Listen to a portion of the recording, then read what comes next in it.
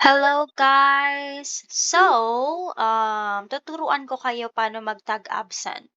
So as you can see, wala si student and 7 minutes na. So you should take 3 screenshot or 2 screenshot. But me, I usually take 2 screenshot in 5 minutes. So 7 minutes na. So okay lang yan. So this is how you screenshot. Tignan mo lang yung keyboard mo, may nakalagay na print screen. So, click mo lang yan, and then print screen na. And then wait ka din ng 15 minutes. So, tignan mo lang yung oras dito. If mag 15 minutes na, take another screenshot.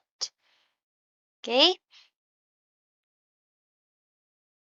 So, yan, as you can see, malapit na siya sa 15 minutes. So, if mag 15 minutes na, take ka again ng screenshot, but huwag ka muna aalis sa AC.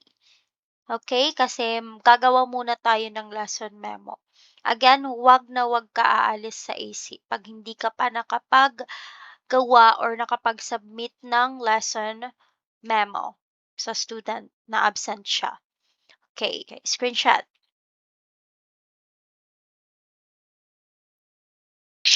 And then guys, nandito tayo sa home page or my page. Punta ka doon sa lesson history, and then as you can see, may nakalagay dito na mark student absent. So make sure na tama yung student na itatag mo na absent ha. Yan siya. So yan, you are not allowed to submit lesson memos as you have not attended the class. So definitely, wag natin pindutin yung undone kasi hindi ka naman nakapag-lesson sa kanya. Absent si student. So, mark student absent. Reason, madami yan, but in my case, si student never entered the classroom. So,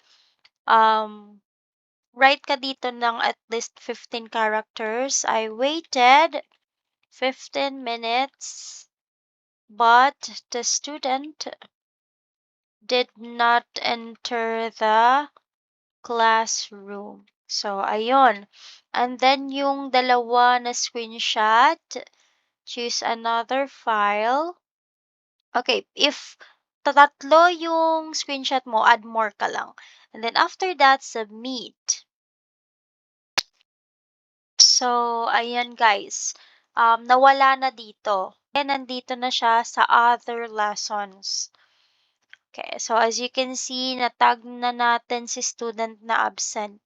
So, magkasunod yan. Puro mga absent. So, view natin. Okay, ito yung pinasa mo. 2 screenshot and I waited 15 minutes but the student did not enter the classroom. So, yun lang. Always remember, gawa ka muna ng lesson memo bago ka mag-exit sa AC.